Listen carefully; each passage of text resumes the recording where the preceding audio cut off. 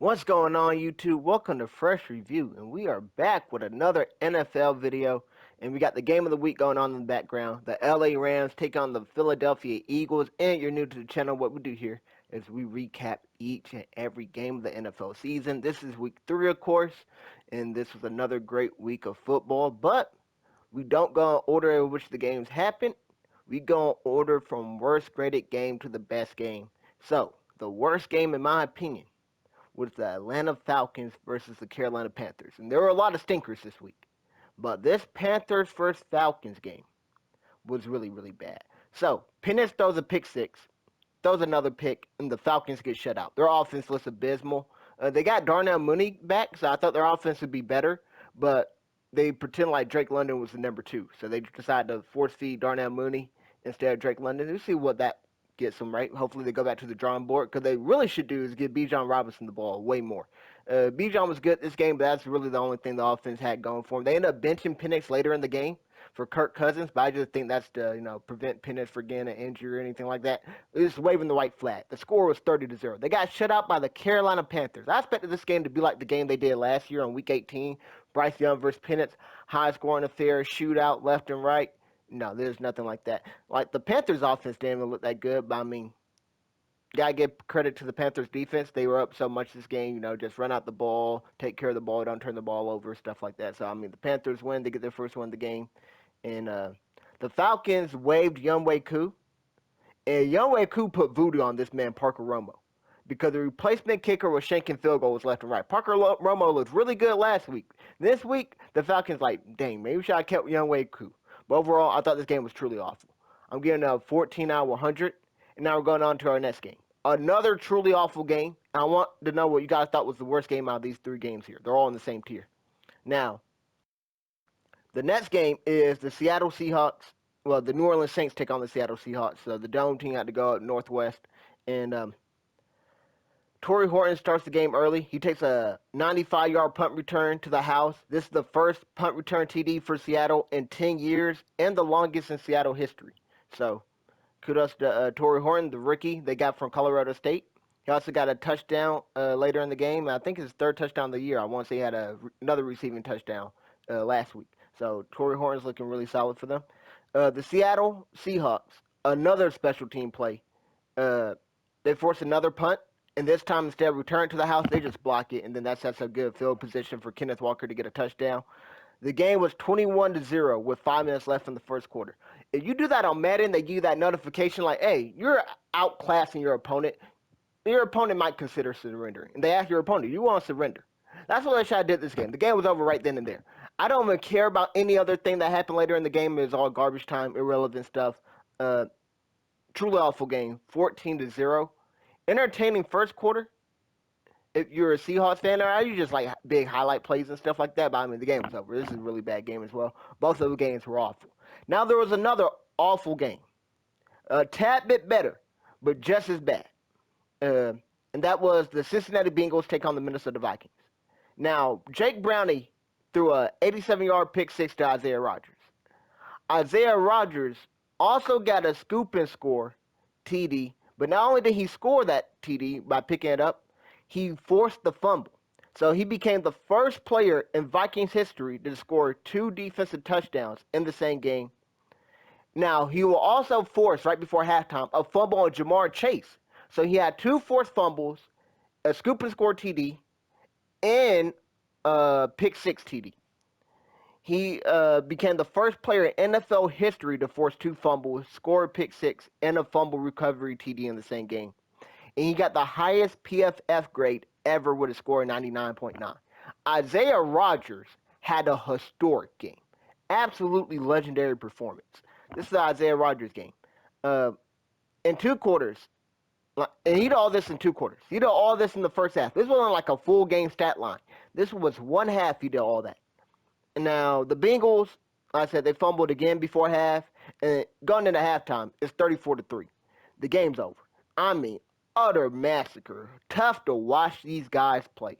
Chase Brown's averaging like 2 yards per carry on the season. Now, I might be gassing it. He might be averaging less than that. I ain't gonna lie to you. I will give Joe Burrow both of my toes to not see Jake Browning on my screen ever again. This man is awful. He filled in for Joe Burrow a couple years back, and I thought he did solid there. But I don't know what's going on now. They need to trade for a quarterback, or they're going to miss the playoffs for what, the third time in a row? Yeah, it'd be the third year in a row they missed it again. That's just awful. It was an awful game, 18 out of 100. But there's more scoring in this game and great defensive highlights. And you get the Isaiah Rodgers performance and stuff. So I think it's a little bit better than the other two. But let me know what you thought was the worst game out of these three. They were all really bad. Now we're going on to our next game, and that was the Sunday night game. The Kansas City Chiefs take on the New York Giants. Mahomes throws this backwards pass that hasn't caught, so it counts as a fumble. And Mahomes, as soon as he threw it, he realized that. So Pacheco tried to scoop it up. He gets knocked down by a defender. Another defender goes and scoops up the ball, but Mahomes hits him with a hit stick, and then he's able to recover his own fumble. Now the New York defender didn't have full possession, so it doesn't count like, oh, the Giants had possession and then Mahomes forced a fumble. Now it's first down. They still had to like punt the next play or the play after. I can't remember which, but I mean, if Mahomes doesn't make that heads up play, that's a scoop and score TD potentially, or the Giants are set up in terrific field position. But Mahomes, he makes that heads up play. And let's talk about a heads down play. Russell Wilson. The fans were booing this man out the building. On fourth and goal, Russell Wilson threw the ball at the back of the end zone. Not only did he do that on fourth and goal, he did it on third and goal and on first and goal. On first and goal, I'm like, oh, you throw the ball away there, that's okay.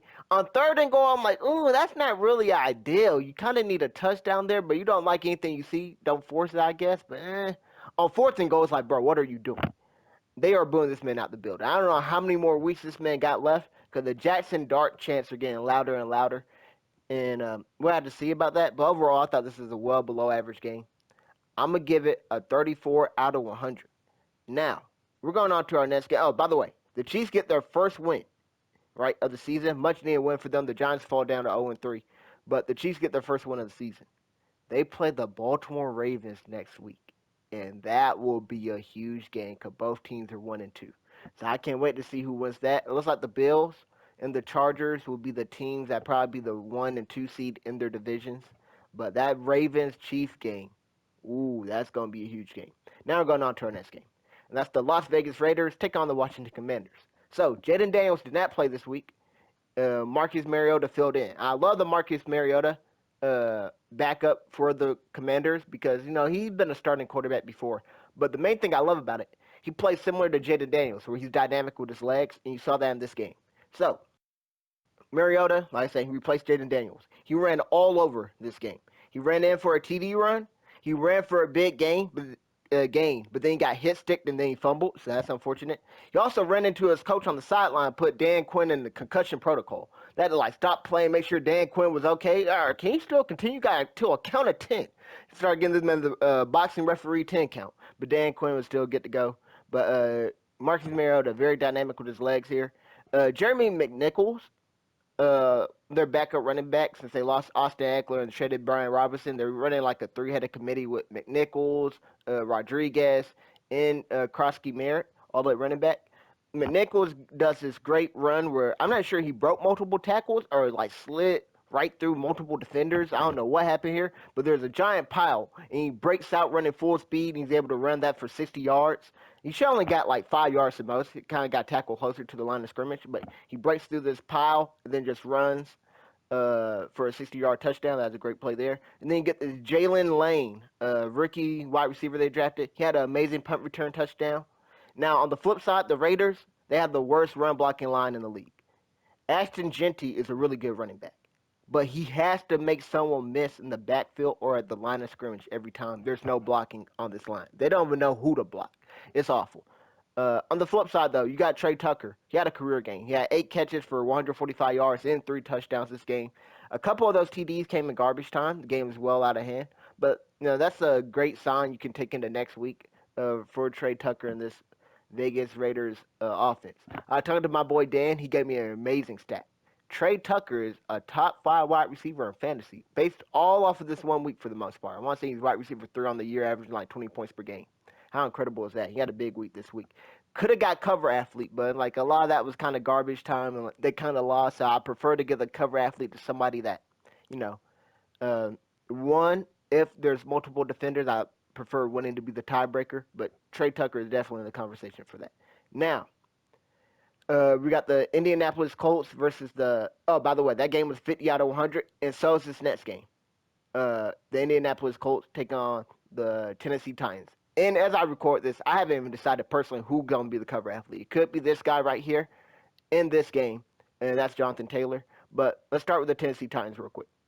Cam Ward threw a pick six early on to Kenny Moore. Uh, but, that's tough. You're playing a 2-0 team, you're 0-2, and you throw a pick six early on, you put yourself behind the curveball and all that. But the Colts, this is a good thing the Titans did. They forced the Colts to punt. For the first time all year, the Colts finally punted. They went 19 drives to start the season without punting. That is the new NFL record, and that's the only time they punted. So they punted one time in 3 games. That's probably still an NFL record. Uh, but the Titans were in field goal range, and this is one of the worst coaching things I've seen. They were in field goal range, but they didn't know they wanted to kick the field goal or go for it. The Colts call a timeout, whatever, because, they see the Titans might go for it. Colts call a timeout. Let's run this play on defense. The Titans come back out. They call a timeout. After 2 timeouts, the Colts timeout and the Titans timeout, the Titans go back on the field, and they get a delay of the game. And now they're out of field goal range. Amateur hour. I never see anything like it. They tried the field goal, too. It was like a 62-yard field goal, and of course they didn't make it. So that's even worse. But now, Jonathan Taylor, he capped the game off with a magical TD run. He hit the circle button to hit the spin move. But the best part of that play, in my opinion, wasn't the people Jonathan Taylor's made miss and he saw his speed by outrunning everybody to get into the end zone. It was like a 50-yard TD or whatever. Tyler Warren was lined up at fullback, and he delivered a huge block. So Tyler Warren, the rookie tight end they drafted, they're moving him around everywhere, and he's balling out. And especially with Danny Dimes at quarterback, you're seeing it. Great pick here by the Colts, and great play call by the coaching staff, or decision by the coaching staff, to start Danny Dimes over Anthony Richardson. I don't think Tyler Warren in this offense looks nearly as good with Anthony Richardson at quarterback, and I don't think they're 3-0. So, the sunken cost fallacy. Some people want to be like, oh, well, I invested so much in the AR, want that to pan out. Hey, if it's not working, you just got to move on, take your L, and then, they did that. They brought in Danny Dimes, and he's looking competent. Some are looking like the Sam Darnold situation from last year. But Cam Ward, he found Alec Ayomanor on 4th and goal to keep their comeback hopes alive, but I mean, it was just too little too late in this game. Colts won this game by about 2 touchdowns. Overall, I thought it was average, 50 out of 100. Titans were kind of out of it, but they weren't fully out of it, and there's some big plays here and there. So, I mean, overall, decently entertaining game. Take the good with the bad. Perfectly mid. Now we're going on to our next game, and that was slightly above average, and that's the Dallas Cowboys taking on the Chicago Bears. Now, Tyreek Stevenson stripped Javonte Williams in a way I'd never seen before. He just ran up behind this man and took the ball. Like, normally you see people punch it out, try to rip in there as a fight. He walked up behind him. It looked like a handoff. Javonte Williams might well just handed the ball off to Tyreek Stevenson. No resistance whatsoever. Just took it from him. No diddy. But Rome beats Diggs on this easy TD catch. Diggs out there tripping, stumbling, falling. Trip over his 2 feet, so that let Rome just beat him deep for a TD score. And then the Bears run this flea flicker for a deep TD bomb. You see the creativeness of Ben Johnson. And they hit Luther Burden, another rookie they drafted early in the 2nd round. They connect big for a big play here. Great to see Luther Burden not only get on the field, but producing. Hopefully they continue to utilize him more. Unfortunately for the Cowboys, though, Lamb got injured. It looks like an ankle sprain. And I think it is a high ankle sprain they're reporting. Got the MRI on Monday. Looks to be a potential IR candidate. So probably out for 4 weeks. We'll have to wait and see, but that's unfortunate for them. Pickens caught this TD. He bobbled it, but he is still able to corral it. Later in the game, he bobbled another pass. It went through his hands, and that ended up being intercepted. So you hate to see bobbles as a wideout because, ideally you should secure it. So although he caught that TD off the bobble, the next time, you can't be bobbling passes because, an interception could happen, and that's exactly what happened later on in the game. And this is supposed to be an elite wide receiver duo. The Cowboys wide receiver hands have been shaky. Pickens and Lamb, Lamb has some drops and stuff, but Lamb kid makes some spectacular catches. But Pickens is somebody that definitely makes spectacular catches, and they've been dropping easy ones this year. So you hate to see that. But overall, though, I thought it was a slightly above average game, slightly better than the other two. I'm gonna give it a 52 out of 100. Now we're going on to our next game, and that is the Houston Texans take on the Jacksonville Jaguars. So Nico cooked this corner on a double move that tied the game up. It was a 50-yard TD bomb. The corner got his hand in the cookie jar, got caught with it, cookie crumbs on the face, all that. He's looking in the backfield. He took the cheese. Nico just ran right by him. I don't know what the corner is doing there. That's an easy pitch and catch for a TD. Now the Jazz would go for on fourth down near midfield and failed to convert. Nico Collins fumbled in the red zone, and that kept the score tied at 10-10. So uh, after the Jazz failed to convert, the Texans should have got some points that drive. They didn't because Nico fumbled. BTJ and T-Law can't get on the same page. But late in the fourth quarter, they finally connect on a slant route, and BTJ gets the Jags in field goal range. This is the fastest any ball carrier, or at least wide receiver, ran with the ball. 22 miles per hour BTJ hit here on the slant route. He took it for 46 yards. I got him in the field goal range. BTJ has a lot of drops this season. I saw a stat where it's like he got 7 catches on the year and 6 drops. As long as he gets done dropping the ball, I think BTJ will return to that form he showed last year during his breakout season as a rookie. Now, the Texans allowed Travis Etienne to score on the next play, which I thought was a tremendous decision by the Texans. Let them score because if you don't let them score, you actually try to stop them. You got to burn all your timeouts, and then they're going to milk clock, and then you're not going to get the ball back with enough time. They just let them score, and the Jaguars do score here. In my personal opinion, if I'm Travis Etienne, I see that they want me to score, and I'm not scoring. Right, you got to play chess in that scenario. But the Texans get the ball back. They're moving down the field. Stroud throws a pick that ices the game. And this pick really went on Stroud. This is good coverage by the defenders, but it was an open window, and Stroud was going to deliver a rocket right through, but a defensive lineman hit Stroud on the arm as he was making the throw, and that caused the ball to float in the air a little bit and then end up getting intercepted. Now, Houston, we have a problem. We're 0-3, and we don't have an offensive line. So I don't know. Hey, it's time to just start tanking.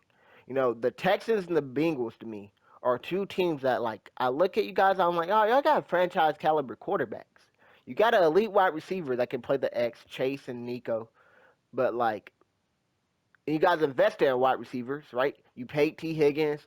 You're the Texans. You drafted Jaden Higgins and Jalen Noel. You brought in Christian Kirk. Before that, you had Diggs and stuff like. But why not work on the trenches? Especially when we look at the teams that actually win it all. They have great work in the trenches. The Eagles, the Chiefs, the Ravens, the Bills, the best teams, the Lions, the best teams in the league, all have great O lines. Why are you not replicating the O line? That's where everything goes, right? That helps you in the run game and the passing game. But nevertheless, what do I know, right? I'm just a guy that get on here and yap. But overall, though, I thought this was a good game. I'm getting 74 out of 100. Although it came down to the final plays, it's like this game compared to the other games wasn't nearly as good because now these teams don't have great defenses or anything, but I just thought the offense was bad compared to the defense. If you're looking at this game, it's like Stroud and Lawrence are throwing picks like, oh, you throw a pick, I got you. Watch this pick, I'm going to throw. And it's like, who are y'all even throwing it to there? Right? Some head-scratching interceptions. And it's like, that's different than, your old, for example, the pick that Stroud threw at the end of the game, I thought was a great defensive play. And great offensive play, just defense a little bit better there. That's a thumbs up. But the other interceptions this game, man, I just don't know what's happening. But overall, I thought this was a good game, 74 out of 100. Now we're going on to a great game. And that's the Miami Dolphins take on the Buffalo Bills. This is the Thursday night football game. And Josh Allen and the Bills, they're 2-0. They advanced to 3-0 with this dub here. But they had to fight for it. It's going back and forth. Josh Allen made this great flip pass TD. It looked like he was going to run, but the last second before he crossed the line of scrimmage, he flipped it out. And, that's just tough to defend. Great heads-up play by Allen to know exactly where the marker was and stuff like that. And, I mean, that's just tough to defend. Now, Tua, he showed off his legs as well. He extended some plays, even ran for a key first down right before half. They scored on that drive to tie the game up going into halftime. But tied game here. The Dolphins make the critical error They commit a roughing the punter penalty that ultimately costed them the game because instead of it being tied 21-21, now and you're getting the ball back. You rough the punter, that's automatic first down. Now the Bills go down, they score a touchdown, make it 21-28. Bills got the lead, and then Tua threw a pick, and the Dolphins trying to drive down the field and score the game time touchdown. Now Josh Allen becomes the fastest quarterback to reach 300 passing TDs. And when I say fastest, I'm talking about in terms of games played. So he did it in the shortest amount of games played. So shout out to Josh Allen, tremendous career. And it's actually insane when you look at the passing TD stats. I saw Matthew Stafford. He's not even at like 400 yet. And Stafford been in the league so much longer than Josh Allen. That shows you how great Josh Allen been. And of course, you know how many touchdowns he gets on the ground. Uh, is that passing TDs or total TDs? Cause that sounds crazy to even think about. Josh Allen throwing for that many TDs, but I guess that's what I got in my notes here. So maybe it's total TDs.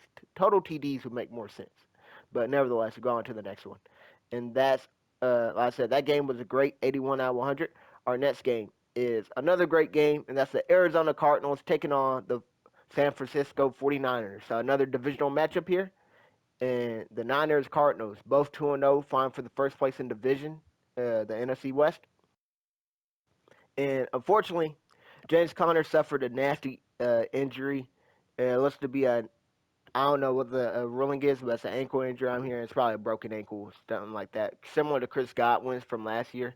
So Conner being 30 years old, uh, 2,000 carries on his career, being a running back and all that, it's going to be a tough injury to come back from. Hopefully, he can come back from it, but I mean, he probably won't be the same player or anything like that. You hate to see it. A guy that beat cancer, so you always root for James Conner, but I think he can overcome this. I mean, he is Conner strong after all. Now, Marv, on the other hand, he drops an easy catch where he was wide open. And you actually go look at the catch he dropped. Like, I don't know why he decided to jump and use his body to catch it instead of just standing still and using his hands. I don't know how you dropped this pass. And I saw like another angle. There was really nobody behind him. So he caught this and turned around. He could have really made a big catch and run here. It'd been a 30-yard catch and then however many yards he wanted after. But, I mean, wow, he dropped that. And then the 49ers, they couldn't convert on fourth and goal from the one. Matt Jones threw this man CMC a hospital ball. Oh my goodness gracious. I can't have my boy CMC, who I got in so many fantasy leagues, getting hit like that. That didn't make any sense. But they don't get it on fourth and goal from the one. The Niners go for it on fourth down again, this time near midfield, and Matt Jones will connect with Ricky Pearsall on a go ball for a 40-yard gain. Beautiful throw and catch, and Ricky Pearsall looks like the truth. So there's no Jawan Jennings this week. There's no Kittle. There's no Ayuk. The Niners are battling through all these injuries just like they did last year. Even no Brock Purdy, because Matt Jones is filling in for him. Pearsall and McCaffrey's all they got really at running back and wideout. And hey, that's all they relied on. They got peppered with targets this game. Now the Niners, excuse me, Sky Moore would field a punt inside the 5. Instead of letting him bounce in the end zone, he decided to catch it inside the 5. That led to a safety and gave the Cardinals the lead. Uh, the Cardinals, if they get the first down, they win the game. But the Niners break up this pass on third down. They tried to go to Zay Jones instead of Trey McBride or Marvin Harrison Jr. I know the commentators kind of get on them for that, or at least people in the comments. I can't remember. But I thought it was a decent play call, right? Zay Jones was kind of open. Maybe a better ball instead of throwing it high where Zay Jones and the defender had to like catch up and break it up. But there you throw it low where Zay Jones got to dive and catch it maybe. But overall, I'm like, I didn't hate the play call or anything like that.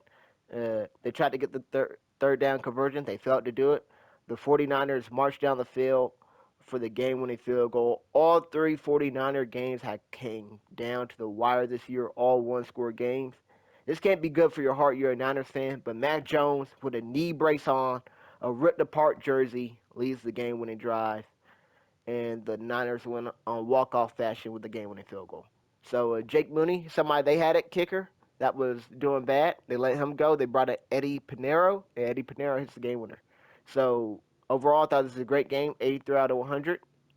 And now we're going on to our next game, another great game, and this is the Pittsburgh Steelers taking on the New England Patriots. Now, DK and Rogers connect on a fade for the TD, and this is like a you got Ma style fade. This is a perfect ball and a terrific catch here by DK. All over the defender, draped all over him. Didn't matter. DK just big boyed him. You're too little. Now, the Patriots went for it on fourth and one from their own 16 in the first half, and this was an awful decision. Although they converted, that's Madden play calling. I do that in Madden, but like in the NFL, that is insane to do. Your own 16-yard line in the first half. It'd been different. This is the fourth quarter. You probably won't get the ball back if we punt, whatever. I'm like, what are you doing here? But they end up converting. Now Drake May, he throws a pick in the end zone right before half. The Patriots could have gotten 7 points there. They should have gotten at least three, but instead they get nothing. Robert Spillane gets an interception against his former team, so that's good for the Patriots. He gets a pick, sets the Patriots up in time to go down and score. But Ramondre fumbles at the goal line. That is two drives now where the Patriots shot scored a touchdown or at least a field goal, but came away empty-handed. Antonio Gibson would fumble on the next Patriots drive. That is another fumble, the third fumble of the game, two by Ramondre, one by Antonio Gibson, a pick by Drake May, like a turnover on downs as well. They had so many. It's like 5 or 6 turnovers they had this game. It's ridiculous. But I'm like, all these running backs fumbling. It's time to put in Trayvon Henderson, the rookie running back you drafted early in the second round, who didn't fumble a single time in college in his 4-year career in college. He played at Ohio State, so he played against some really great teams that had hard hitters, and he still made sure he's held on to the ball. Um, Time to play Ramondre more. Now the refs missed this holding call on T.J. Watt, and that's the ultimate ball doesn't lie, because then Drake May was able to roll out past T.J. Watt and get the fourth down conversion by using his legs. On the very next play, Drake May gets strip sacked and T.J. Watt recovers. So when I said the ball does not lie, the ball does not lie. That was the fifth turnover of the game by the Patriots. And then Aaron Rodgers finds Kevin Austin in the end zone for the go-ahead TD fade. Patriots turn the ball over on downs. That was their sixth turnover of the game, and Aaron Rodgers gets his first career victory in Gillette Stadium. So this game filled with turnovers here. Kudos to the Steelers defense; they balled out this week. But it's also like, the Patriots shot themselves in the foot. I will say, a lot of these fumbles were great plays on the defenders. They're punching at the ball, they're stripping the ball, they're having somebody hold up the ball carrier while somebody else can come in, and then make a play on the ball then and there. So, I mean, it's just great plays by the defense. But it gets to a point where it's like, hey, we got to take care of the ball by any means. Whether you got to go down sooner or whatever. But wow. Tough L for the Patriots here.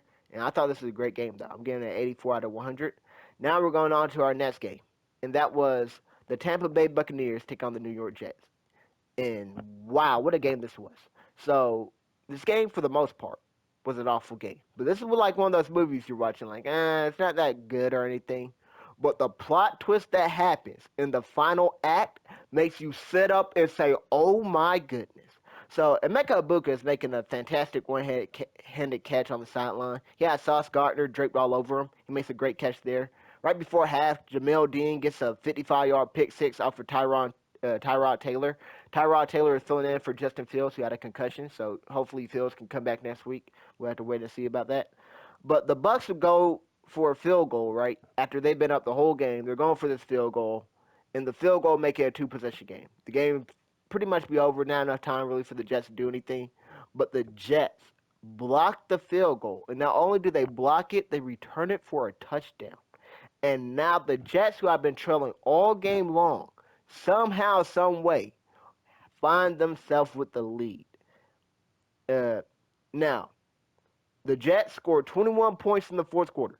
So, like, they did nothing for 3 quarters and then turned into Tebow mania for the final quarter here to take the lead. But the Bucks would go down the field, get in field goal range. Ibuka make 2 good catches. I'm going to say 1.5. One that counted, one that didn't. But I thought the one that counted, they should have reviewed it a little bit more because there's another spectacular catch he made down the right sideline where I'm like, I thought he had his feet in, but they did a quick review and said, no, can't overturn it or whatever. But the Bucks still got in the field goal range. They hit Sterling Shepard, and then got in the field goal range with ease, and then make the game winning field goal walk off. But I thought this truly was a great game. I'm gonna give it 86 out of 100. Uh, That plot twist is crazy. Cause I'm like, the Jets went from they're all the way out of it. They're not gonna win. To let me sit up real quick. This isn't officially over. There's a oh my goodness, they can steal this one.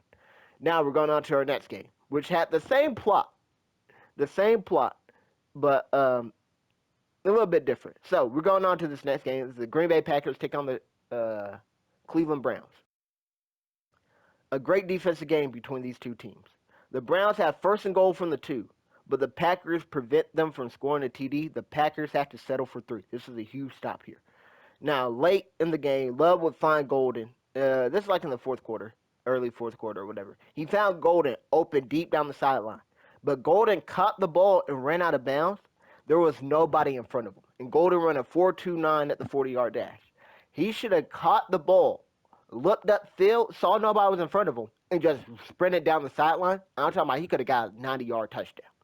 But instead, it's like a 30-yard gain. He runs out of bounds. And you look at his teammates on the sideline, they can't even celebrate the play because they're like, bro, what? One player puts his hands on his head like, I can't believe what I just saw.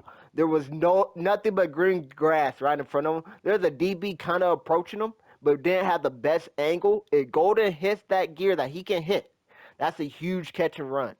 And now that's just unfortunate. I don't want to call it rookie error because, like it's just football, bro. Catch the ball, look upfield. Like I don't know, man. Seeing ghosts or hearing footsteps. I don't know what he saw there, but that's unfortunate. Now the Browns will get a pick late in the fourth quarter and return to the 4-yard line. This is set up first and goal. Judkins will hit the hole to score the game-tying touchdown. I don't know why the Packers necessarily throwing the ball there in that scenario. They didn't have to throw the ball, but through a pick cost them big time. Now, it looked like Jacobs fumbled the ball, and the Browns recovered.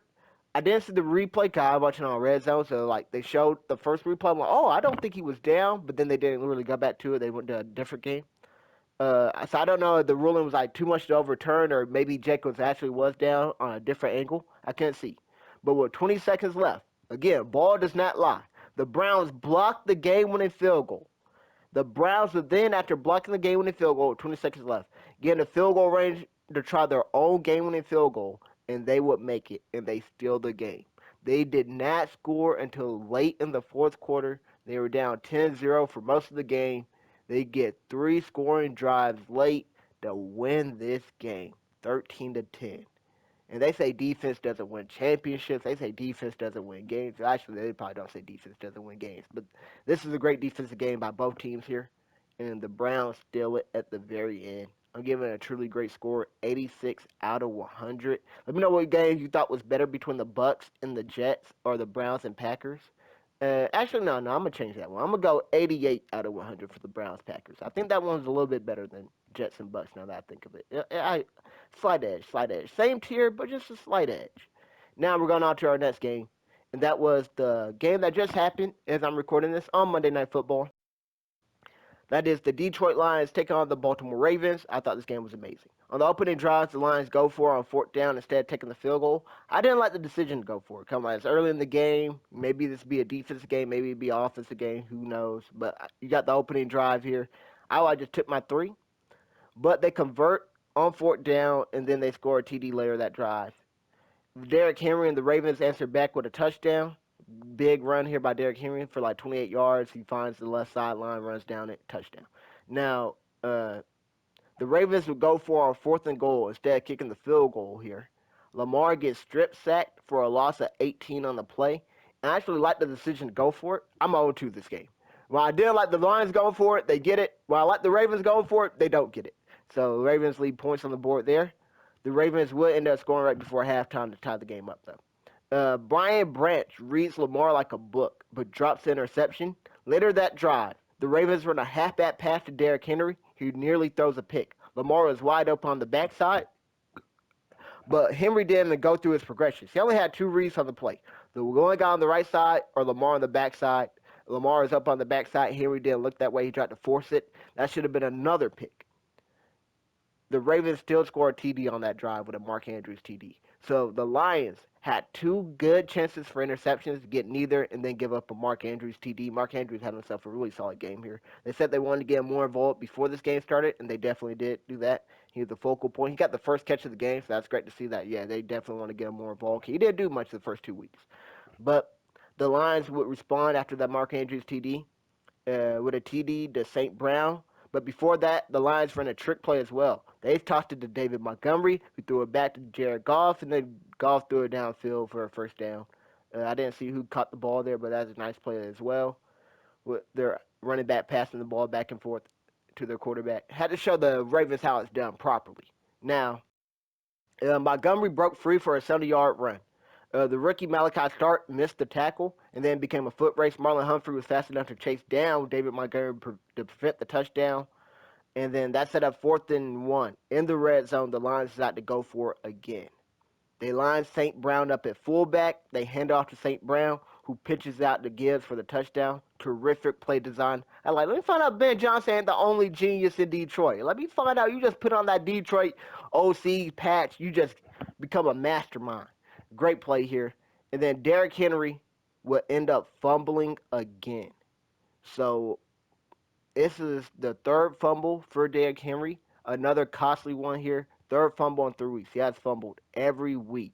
And Derrick Henry was beside himself on the sideline. You could tell, man, it's getting to him. The Lions would face a 4th and 2 at midfield. They decided to go for it and run a perfect play-action play call to convert the first down.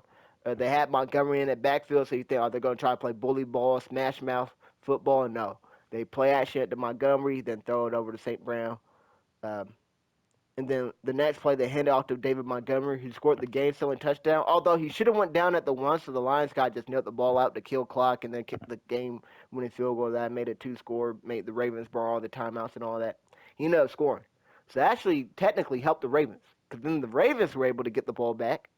They scored a touchdown, and then they tried to get the onside kick, but they weren't able to recover. But they might recover the onside kick.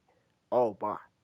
That David Montgomery, I've been like, oh no, he'd been kicking himself, like how Derrick Henry was. Because Jared Goff even signaled for David Montgomery to go down, but David Montgomery saw the end zone, probably had himself in fantasy and said, I need to score this TD. But overall, though, I thought this was an amazing game. I'm giving it a 92 out of 100. And we're going on to our next game. And that is a divisional matchup game. The Denver Broncos take on the Los Angeles Chargers, and Najee, unfortunately, got a non-contact injury. It looked to be Achilles. I hoped it wasn't. I put that in my notes, but yes, he did tear his Achilles, non-contact. You hate to see it. On 4th and 2, right before half, the Broncos run an awesome play to get Sutton open for a 50-yard TD. Now, Dobbins caught the swing pass, stiff-armed the defender, tightrope down the sideline, juked another defender, then dove into the end zone. So the Broncos had some big plays here to score their TDs. On the ensuing kickoff, though, the Chargers would fumble. So the Broncos would get great field position, but the Chargers defense held the Broncos to 3. That was huge. Big stop there by the Chargers defense. Now, there's this other play. Herbert, he buys time, hits Keenan Allen in the back of the end zone for a game-time TD. Great play here by Herbert. And I was one of those guys, I won't lie to you. People like, Herbert's top 5, he's better than Hurts. Stop the cap. Herbert's not that guy. Herbert has been dealing this year. If you want to put him top 5, I respect it. You just got to kick out Joe Burrow, because Jalen Hurts is top 5, without a doubt. But nevertheless, Herbert, he's been cooking this year. Chargers look like an absolute threat. We got to see what he does in the playoffs, though, because that's what I always hold against him. 0-2 in the playoffs, but massive duds. Like a 27-point choke job against the Jaguars, and then a 4-interception game against Houston. Massive L's there. But next, the Broncos will have a chance to go down, get the game-winning field goal. On 3rd down, Knicks overthrows Sutton on a pass that I definitely got them in field goal range. So they had to punt. Missed them by a little bit, just by a yard or so. Maybe even less than that.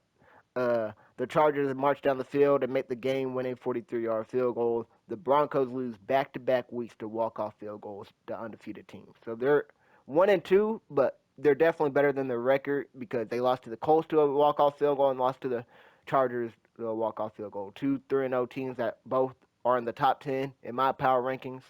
But I thought this was an amazing game, nevertheless.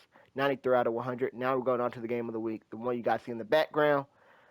The LA Rams versus the Philadelphia Eagles. So, Zach Bond got a pick early on in the game on Matthew Stafford.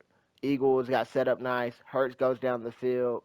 And they score on a clean touch push CD. The reason I say clean, I know everybody wants to get their little microscopes out, their telescopes, binoculars, whatever you want to look at, your glasses, your magnifying glass. Oh, they're jumping early. Oh, they're lining up off sides. Oh, they're da da. Whatever. Shut up, okay? Don't be a hater. It's a clean tush push TD. But I won't lie to you. On the tush push play before, there was a false start on fourth down. They didn't call it. So it was 4th and 1. We did the tush push that extended the drive. It might have been a slight false start, right? If it got called, we had to settle for 3 and all that. But hey, I plead the fifth, Your Honor. I'm not snitching on my team. I'm not going to say anything to incriminate the Eagles.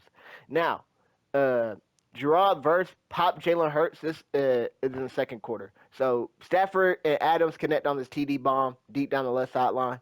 It was a great throw and catch. But the Rams are up big, right? Jalen Hurts not having a great game. 18 total yards at the end of the first half for Jalen Hurts. 17 passing, 1 rushing.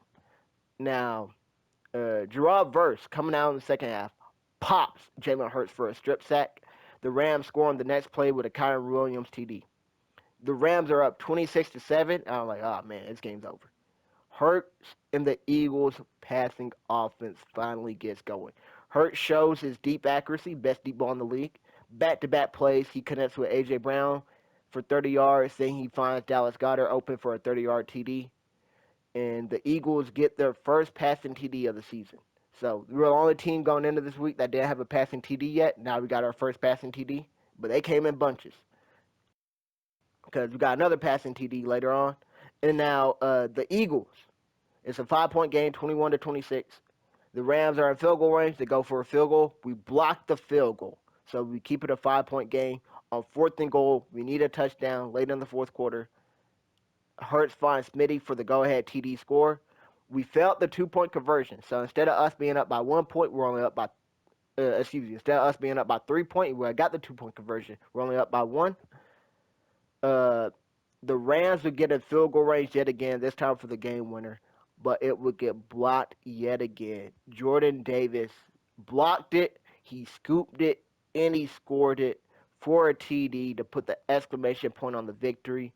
Like I said, Hurts, 17 passing yards, 1 rushing TD, 1 rushing yard gone at halftime. He finished with 220 passing yards, 3 passing TDs, 40 rushing yards, and 1 rushing TD. And just because we don't pass doesn't mean that we can't. Like Jalen Hurts said, don't ever get it twisted, right?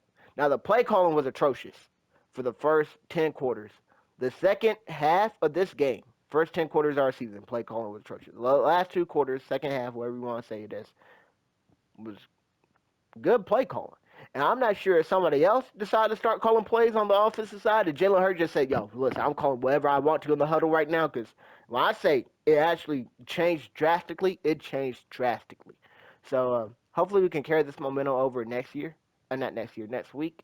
Because we got Tampa Bay, a team we haven't been able to beat for years now because they always find us at the worst time when we got A.J. Brown injured and stuff. Well, now Tampa Bay, I didn't mention in that part, but Mike Evans hurt his hamstring, so he's injured.